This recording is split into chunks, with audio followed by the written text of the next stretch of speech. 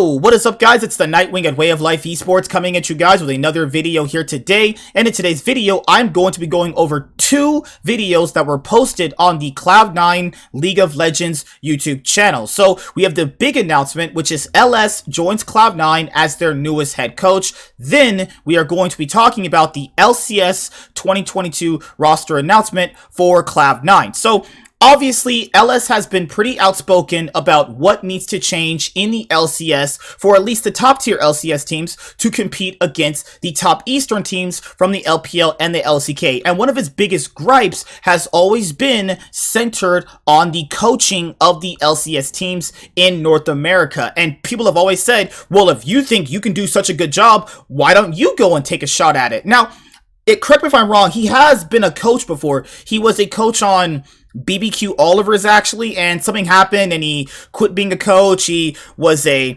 LCK caster and analyst. He's casted at Worlds, he obviously is a famous guy among the community, whether with his polarizing takes or his awesome, well thought out takes.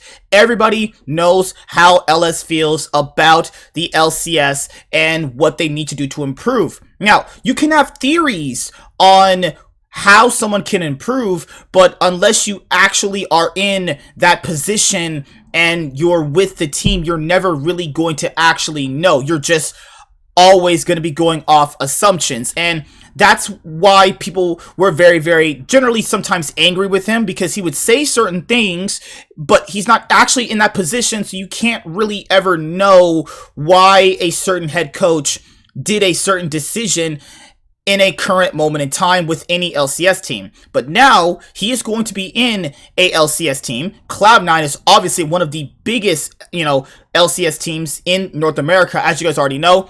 Top three with TSM, Team Liquid. Then you have the other big dog coming in, which is 100 Thieves now. And you have LS finally getting the head coaching position. And he's always been very, very outspoken about what coaching needs to be like in order for players to succeed. So I want to make sure I go over this video because this was posted actually yesterday. And I was actually really, really busy and I didn't get a really huge chance to actually go over this. And I already told you guys that I actually wanted to go over the Cloud9 video you see right here, talking about their LCS 2022 roster announcement, where I was going to give my thoughts and opinions on, why I think they changed certain players out, but I want to make sure I cover the LS announcement first. So the reason why I skipped a little bit was because they're playing their own music and that'd give me a fucking copyright claim. Now, the channel is not monetized, but it's still annoying to deal with copyright claims just no matter what, you know what I mean? All right, so let's make this bigger and let's hear this out. Did I play this last night? I think I did. No, I was having sex with my wife. I'm just fucking with you guys. Of course I played this, but I want to make sure I just give my thoughts and opinions on it so you guys can know where I stand, what I think with all of Cloud9's decisions heading into, 2022 actually. All right, let's go. So a lot of people were probably wondering how all of this started, especially because I've turned down team offers for the last several years. And this offseason was a little bit different. People know that I was contemplating what I was going to do with LoL. I've been co-streaming now for the past 2.5 years. I've been live viewing or actually just co-streaming regions. Along came the offer from Cloud9, and I thought if there was ever going to possibly be a chance to return to pro play in some facet coaching, this probably would have just been it, provided that a lot of the stars would end up aligning. And I thought watching Worlds this past year that LCK and LPL teams actually regressed in terms of gameplay, and I thought that it actually looked possible for Western teams to legitimately take games off or even actually upset or beat them outright. And I never ever felt that before in previous years, so I feel going forward it's an actual possibility, and I feel like with the discussions that I've had with C9, I thought there was no better landing spot for me.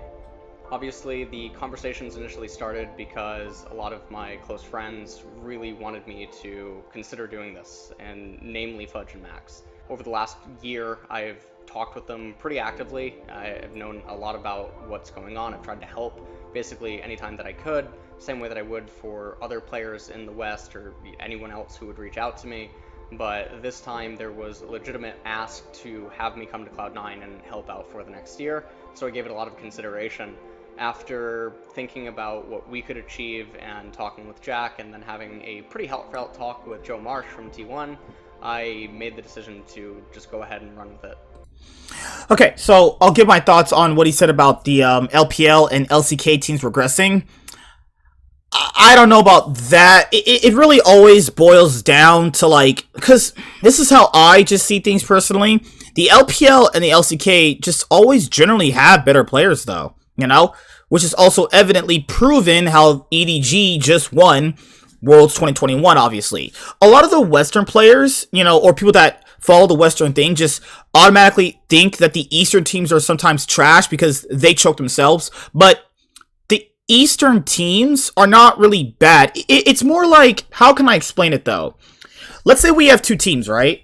And let's say your team is extremely worse than mine. We know this for a fact because I've beaten you, like, constantly, right? We'll call my team Team X, and we'll call your team Team Y. Now, my team is better than yours. Players, draft, everything. And then your team happens to perform better at certain events, actually. So we'll call certain events like, you know, Worlds 2021, right? Now, that doesn't just automatically mean you're in contention to be better with me. You just kind of were better at a specific moment in time, and you were better on that day. Yes, it does matter if you're better on the day, but I personally think the reason why the West has never just did well internationally, I mean, like, well, the LEC has done well internationally. It's just mostly North America that never has, honestly. Well, it's always just Cloud9 personally, and then it was, you know, Team Liquid at MSI 2019, COG, MSI 2016, and, you know, the various things that Cloud9 has done internationally, right? But the LCK and the LPL teams, they just have better players. Normally, 9 times out of 10, they'll always have better players. Like, sometimes during rosters, you'll have, like, weak players on them that, you know, at certain positions on some of the Western teams, they actually can, you know, compete. But the reason why, you know, Cloud9 got smacked around by Gen G in the League of Legends World Championship this year for 2021, come on, let's be honest here. BDD was playing really, really well. Like, nothing Perks could have done would have made a difference, actually. Like, take that as a concept as a whole.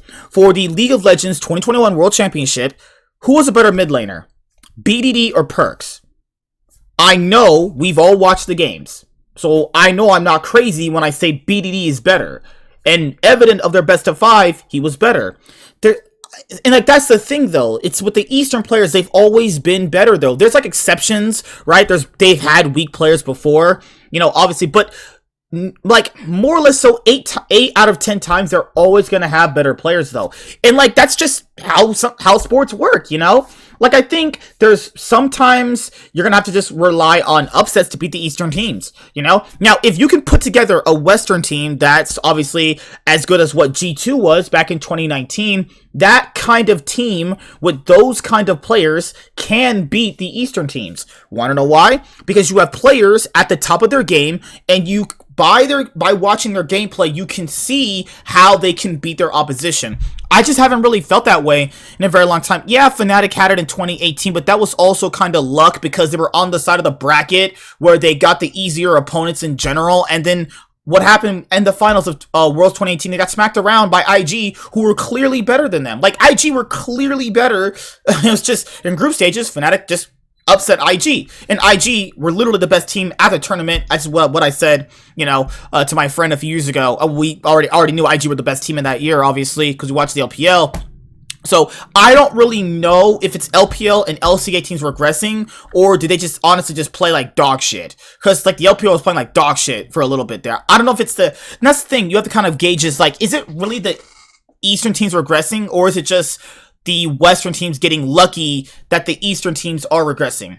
That's just my thoughts. Now, LS is very, very well spoken, so I'd imagine that when they're having talks, they're gonna obviously like talking to him. He seems like a guy that knows what he's talking about. He's a very confident guy in what he says. That's good for a head coach. And LS seems like the person that would come off like a head coach, though. Like, he doesn't feel like, I don't personally feel like he would take shit from people. Now, the thing with being a head coach is that you have to kind of separate being friends with your colleagues, because, you know, Max and Fudge are his friends, as he's just said right there. So how's that going to pan out? Because we saw that with Sven and Mithy, and Mithy said on the recent Summoning Insight episode on Monte Cristo's Insight on Esports YouTube channel, where, like, you know, Sven and Mithy had issues with each other. Mithy was just basically being a bitch, and then Sven got bitched. That's kind of just what it boils down to. So, yeah, well, just have to see how it goes, you know? We'll see. That was the first time I spoke to him personally. We actually had a really nice conversation about what I was trying to build, and he had several suggestions for me on players I should go, or coaches I should actually go look into, who that he thought would be good for Cloud9. The two people on the top of that list were Vigar and Max, who I ended up hiring and we loved having as part of our team. What that taught me was that LS was actually a really good judge of the type of coaching staff that we thought was valuable, and because of that, it gave me a good feeling that if LS ever was to come and join us, he'd be a really good fit for Cloud9. Through the many different iterations of discussions, he was talking with me and Max and Fudge and Blabber, trying to figure out what we were going to do. And between Fudge, Max, Blabber, Vigar, and LS, we came up with some really good ideas on what we could do for our team. And interestingly enough, because how difficult this offseason was, we spent a lot of time changing that team, changing that configuration based on the circumstances of the hour. And hour by hour that was changing, so we got to know each other really well through that process. At the end of it, it was really becoming clear that he loved the team that we were building and he wanted to be a part of this organization. I mean, to be fair, like, as he says right here, he was kind of responsible for a lot of the Easter players coming over. I'm pretty sure he had a huge influence over that. That's not in a bad way. Like, these guys are good. Like, it's not that the Eastern players are really ever like that bad, though. It's mostly just the, like, LCS environment that rips them apart, though. Come on. Like, all the Eastern players that we did have that were, like, like, good players in the LCK coming over here that kind of failed, you know? It's not a coincidence that a lot of them failed, though. You know, it's like you could say like one or two players probably were like the outlier, but all of the other ones, like, come on, like, that'd be massively capping right there. It's obviously something going on with the coaching staffs of some of these LCS teams and the solo queue environment, you know? So I'm actually glad Cloud9 started honestly working with LS. He seems like a decent judge of character to a certain extent. Who knows? We'll have to see how it plays out, honestly. Because, you know, obviously he's going to say that because, you know, it's PR shit, you know? A lot of people over the last couple of weeks have speculated that a lot of the Korean players that are coming to Cloud9, or a lot of the decisions that have been made, lead to me in some way. What I can say is that even while all of these decisions were going on, I had agreed to help Cloud9 regardless of if I would end up joining or not. I thought that the players that have been picked up, Summit, Berserker, are two of the best players that could have been picked up for imports. I think that no one really knows a lot about Berserker, and I've commented on Summit elsewhere on Twitter. He's a player that I've thought very highly of for the last couple of years. The Fudge swap to mid lane was a conversation that I did have with Fudge, and I've spoken very highly of Fudge as a player fundamentally, and I just thought it doesn't matter if you're top or mid lane, you're still going to be one of the best Western players, if not the best Western player, in a very short period of time.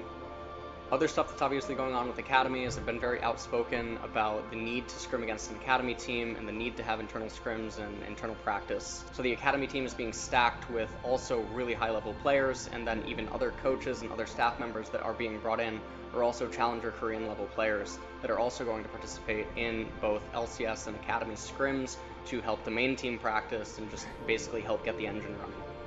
So what seems like a decent, well-oiled machine there. In the other Cloud9 video, I'll give my thoughts and opinions on the players themselves. But overall, I mean, seems like this is a surefire thing for Cloud9, where, like, they think it's going to be something that can get them potentially a trophy for the LCS 2022 spring split. Now, when we're looking at the year starting, you have the, you know, LCS 2022 lock-in tournament. Now, a lot can change based off that tournament. You know, I'm not saying lock-in matters, but what I'm saying is, like, you'll get a good idea of how the team is going to run in that moment in time, and then how it could evolve during the LCS 2022 spring split. What's cool about this is that for the people who watched LS, or they've heard him talk about the game in ways that they feel like isn't possible to perform or isn't possible to act upon, that's what we'll do this year. So we get to platform the ideas that we've been talking about as possible. We get to platform them as possible by putting them into practice and actually using the ideas that we have against other professional teams. Yeah, because LS has always been someone that says, you know, like, teams should do this, and that, this and that, this and that. You should have your wife get on top of you, ride your dick, and then suck your dick right afterwards, and you blow your fucking load in her mouth, and as she takes the load in her fucking mouth, she spits it back in your face. Like, you see all these, like, random configurations that, like, he says were, like, with draft and map play and runes and items and all these other strategies he always talks about. Now you get a chance to put all that stuff he's been talking about into pro play. Hopefully. Maybe. Because, you know, like, the thing here is, like, anyone can, like, hypothesize about what should go on. But until you actually are in that moment, then you get to see, potentially, what can you do to try and have those things happen. I feel like going into 2022, there's a lot of expectations on this. A lot of people want to see me fail. They want to see the idea, the ideology from everything that I've talked about on coach streams, on Twitter, everywhere fail. Yeah, he's not wrong. Everyone wants him to fail. I mean, obviously, since he's the head coach of my one of my favorite esports teams in the LCS, obviously, then I don't want him to fail. I hope he comes in and, like, everything he's ever said, I hope it comes true. Actually, I hope he's able to put all of his ideas into the LCS main team and they are able to perform at the highest level. Now, Team Liquid should be the better team. You know, I'm always very, very honest with you guys. You know, I'm not biased to my Cloud9. I'm not biased to my G2 in the LEC. You know, I personally think right now Team Liquid have the better team. That's hard to say because, like, I need to figure out the rest of the rosters to really do the power rankings, because we're gonna have our LCS 2022 power rankings actually. But I don't know, honestly. Like, I hope what he's able to do in Cloud9 is able to be shown with all of the many years he's talked about, all these ideas he's had, you know, during, like, draft and map play and all these other things, right? But people do want to see him fail, and I hope he doesn't, honestly. I hope he doesn't. And so I know that there's going to be a lot of eyes on Cloud9. I know there's going to be a lot of pressure on that. But I think that if we don't win spring, if we don't win summer, if we don't do well at Worlds, I mean, it's a failure. My idea with the roster as it is right now is to deal damage to LPL or LCK teams. I think it's constructed in a way that has a legitimate chance to do that. And that's what the intent of the roster is there to do. I think that the players that are on the roster are capable of doing that, and I think that with the infrastructure that we've set up at Cloud9, I think that the practice environment, and I think everything that's able to be done is going to lead to the possibility to doing that. Anyways, going into 2022, welcome to the church, and masses on weekends. Hey, who's going to the Church of LS? Hey, I'm going. Are you? Alright, let's go to this video, and this talks about the roster, and I'll give my thoughts and opinions on the players themselves. Alright, let's go. Is done. So top lane is Summit. I think that he mechanically in LCK he outshined most of his counterparts, and I think that he was probably a top 4 top laner in LCK. Yeah, Summit's actually really good.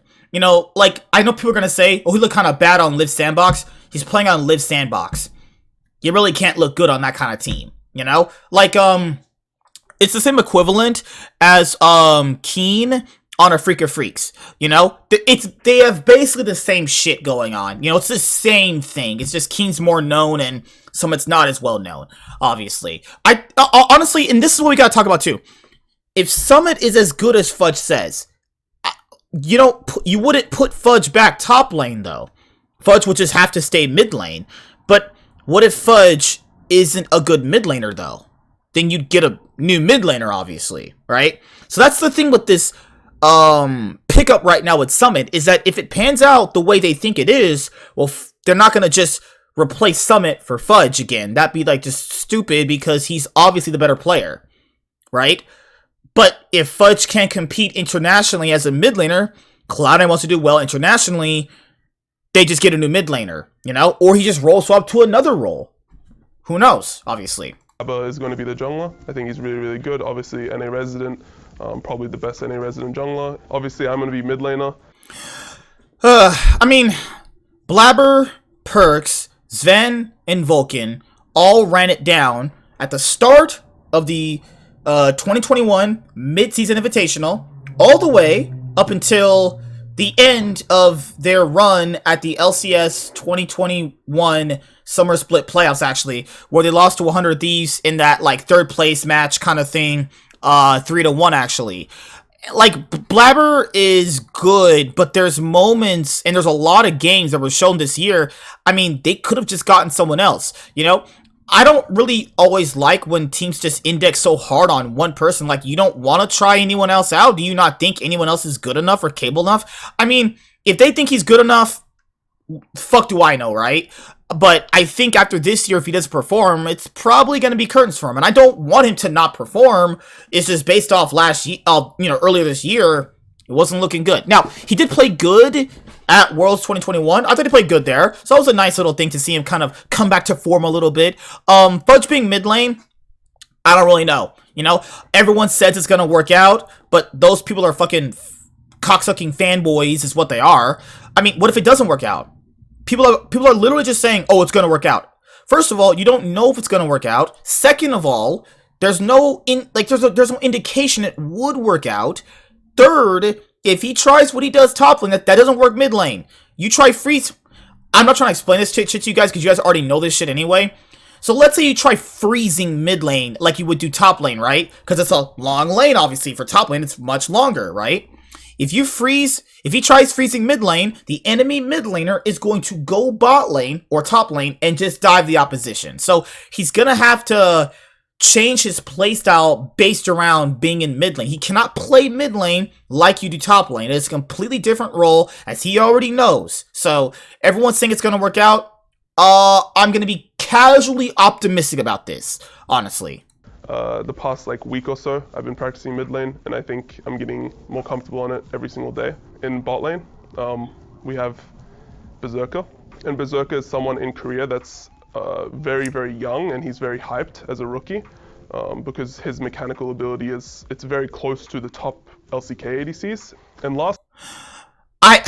that's the thing, is like, Cloud9 is just basically taking a risk on this guy, basing it off of LS's scouting of him, actually. So I hope he works out. I really, really do. I hope they have the infrastructure to make this work out for this guy, actually. Lastly, we have support.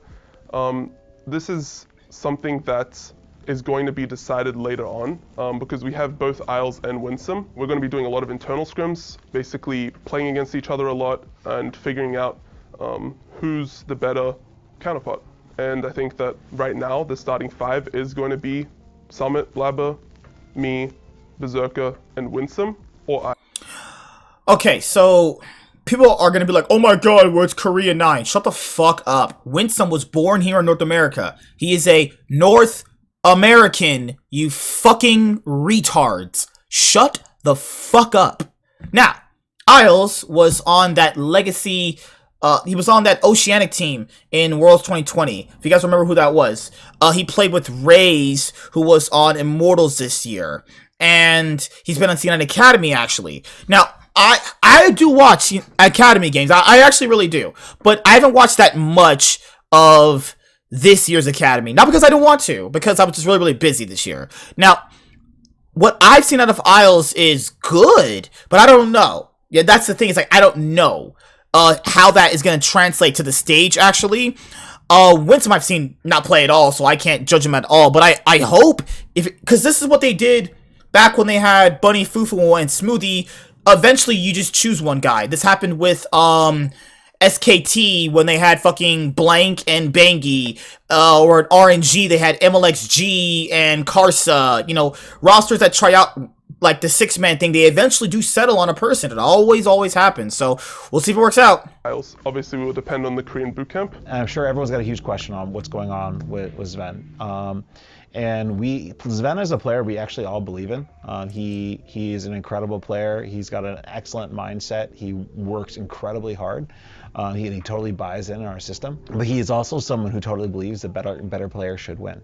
And right now, for us, we're not sure who that better player is. I think it's very likely, in fact, that Sven might be better, and like for lock-in might be the right choice for Cloud9, but we don't know, and we're gonna have to go to the boot camp to figure that out. So basically, okay, so like, I mean, if you watch Sven play since MSI 2021, like, he doesn't really deserve the starting spot, though. Like, he played really bad at Worlds, too. Like, for the League of Legends 2021 World Championship, Sven played really, really bad. So, I could see why they're trying out someone else. Makes perfect sense. The idea is that whoever's better plays, right? If I'm worse than Copy, Copy should play.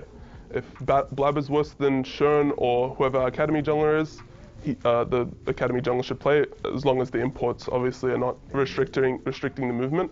But if Copy ends up being better than me at the Korean bootcamp, I don't doubt that he's just going to be starting. It's mainly about that we want the best outcome for the team. So we have to sacrifice some parts of the ego that's attached to the LCS position.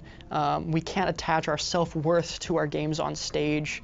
We just want the best outcome for our main team so that we can all improve as fast as possible. We're all trying to accelerate our skill at the game as fast as possible. So it doesn't matter if I'm playing on Academy this week, LCS the next week. What matters is that, am I doing what's best for me to improve? Am I putting myself in the right place, in the right circumstances to get better at the game? That's trying to be the direction that we want everybody to move towards. Okay, so it's really hard because, like, I can't really comment on that kind of stuff because that's more like inner workings of teams. I mean, normally all these, like, things that players, owners, and coaches will tell you in any offseason pretty much goes out the window given how a split will go. You know, it's, like, very, very coincidental, like, coaches or players and owners will say certain things before a season starts. Then when that team starts losing, well, what you said doesn't really matter because they're just going to settle on a roster that's just been winning consistently. I'm not saying Cloud9 would do that. Obviously, they've switched around the rosters in the past and done very, very well with that. Just something I want to point out there. I hope they keep this philosophy up throughout the year rather than just saying that right now and then when it comes time for games and they're losing a lot of games potentially, it just doesn't matter. They just throw it out the window, obviously. Date, 15th of November, 2:30 p.m., 1 hour and 30 minutes before free agency. Wow. I'm pretty sure I'm the mid laner. I'm pretty sure we got Summit in the top lane. A lot of people questioning Summit on social media, which is fine.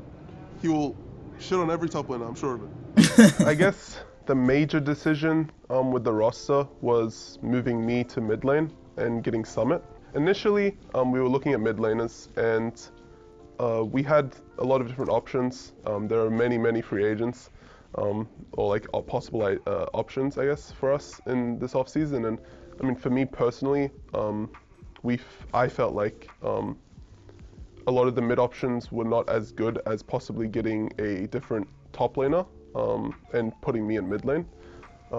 Mainly because I think I can switch pretty well into mid lane. I think a lot of my skill sets still transition pretty well, and I think I'll be able to get used to the role really quickly. A lot of the differences with the champions for me, I thought that me going mid lane and getting Kana or Summit was a much better roster and had very good chances of going pretty far at Worlds, rather than putting me in top lane and getting a different mid laner. And I think that Summit will very likely is probably better than me at top lane, at least currently. So I think he's very likely going to do really well in NA at least. He was probably a top 4 top laner in LCK. And I think that a lot of his weaknesses are in strategical ideas that he can easily be coached on. Basically, we just talked to Summit. We saw how he felt about coming to NA.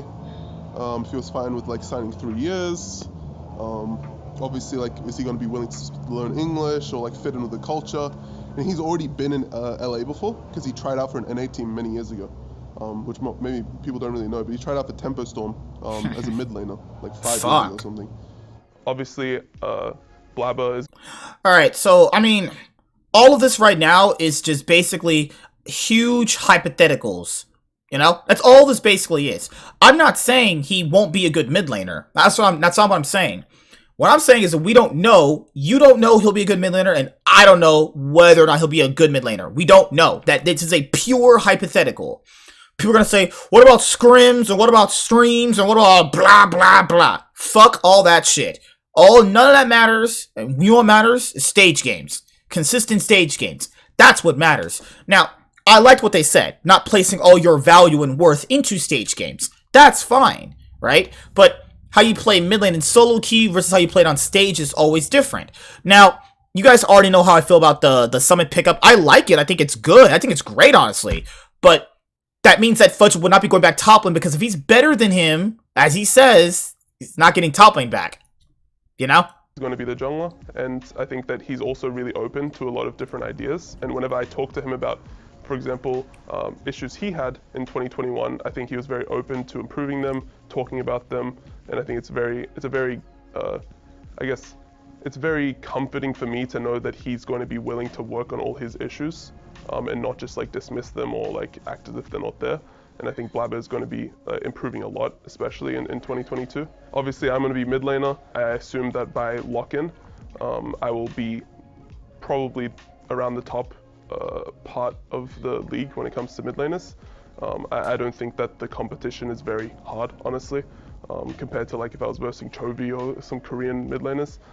I think that a lot of what I need to improve on is mechanical. I think I'm very close to being at a point where I can match up to the other mid laners mechanically on certain matchups, certain champions. So I think I'm going to be pretty set on that. I think getting Berserker is actually a really, really good opportunity, because it's also a long-term opportunity, because he's so young and he's also going to be able to be taught all these new strategical ideas. And his mechanics are obviously already far and beyond, in my opinion, all the other ADCs in the league. I think that Winsome is like a challenger support player in Korea. He's someone that was born in America, so he has an NA resident status, an NA passport, and he's able to basically count as an NA resident. So we don't have too many imports, right? And I think he's someone that's also very mechanically good. And I think that usually is the case with a lot of the Korean players. They're usually mechanically very good, but they lack the strategical ideas. And I think that all these players are people that are very open and receptive, based on conversations that me and the coaching staff have had with them, to all these new ideas. So we have all. So he's basically saying the roster they had during this year had issues they just couldn't get past. Right? Sven talked about them too on that recent Summoning Insight episode, actually, with Monte Cristo and Thorin. He basically just said it right here. They had issues, and I don't get why people wanted them to run the same roster back. They clearly had issues they were never ever going to fix, and he said a big thing was that he wanted players who could talk about their issues and fix them, or potentially fix them, and I think that's a good thing, actually. December to prepare. So most of us will be flying out on the 1st. I think I have plans to go out a little bit earlier, a few days earlier than that. But the moment that we get out of quarantine, I think everything will be easier. We'll attempt to do scrims in quarantine with whatever Kespa teams that we can contact, or internally, because we'll have, I think, a little more than 10 players available. So we'll be doing internal scrims, and we'll be scrimming whatever Kespa teams agree to play for us. So the whole month of December is just boot camp, internal scrims and Kespa Cup scrims to practice. Of course, like Fudge will be lane swapping. That's really exciting. That he'll have this whole month of December to practice mid lane champions so that he can test them in a lock-in tournament. And of course, our intention is to win. So he has to get to a point where he can actually win against the mid laners that we'll be playing against. We're going to Korea. You're going to Korea. We're going to Korea. That's our celebration. We're going to Korea to boot camp. Yeah, it's something that every player wants to do. Exactly. That cares. Well, okay, so Summit, Berserker, Winsome. I mean, I hope all of the trio of Korean players do well. I hope Cloud9 does well in 2022. I'm always going to root for them. But I'm never, ever, ever going to be biased, where I give you bullshit fucking takes on the esport org I choose to fucking root for, because they're just the team I root for. A lot of people always do that, and it's pretty fucking stupid. You know what I mean? I hope things work out. I mean, I really do, But who knows? I have to see how they play first to really give a good basis of how I personally see the team, actually. And with that being said, what do you guys think about Cloud9's LCS 2022 roster so far? Do you guys think they can win the LCS 2022 lock-in tournament, the LCS 2022 Spring Split, go to the 2022 Midseason Invitational, and potentially win the LCS 2022 Summer Split? Who knows? It's all up in the clouds for Cloud9. actually. I mean, I've been following these guys since 2014, and I ain't stopping now. Because, like, you know how, like, a lot of TSM fans, they were, like, just mostly Bjergsen fans, and they're like, oh, Bjergsen left, now I'm just gonna leave. Guys, I'm sticking with the org through thick and thin. It just goes to show you that there's a lot of plastic fans within, like, the community of people and shit. You know, I'm always gonna follow G2 and Cloud9. That's never gonna stop. I will always follow them. I don't care how badly they do in seasons. I don't care how badly they do all the time. They will always be the orgs I choose to root for. Now, if they're doing bad, I'm calling it out. But if they're doing good, I'm going to praise it. That's just kind of how this thing works, you know? But I hope the roster works out. You know, I hope the LS is a good head coach. I hope that Fudge can play mid lane at a good enough level where he can compete against players like Bjergsen, Abadage, and Power of Evil, who are obviously going to be his biggest competition. But what do you guys think in the comment section below? I will see you guys later. Like, comment, and subscribe. Most of all, enjoy. I'm the Nightwing, and Way of Life Esports is signing out, guys. Peace. Have a good day. See you guys later. Deuces. I'm out this thing, man.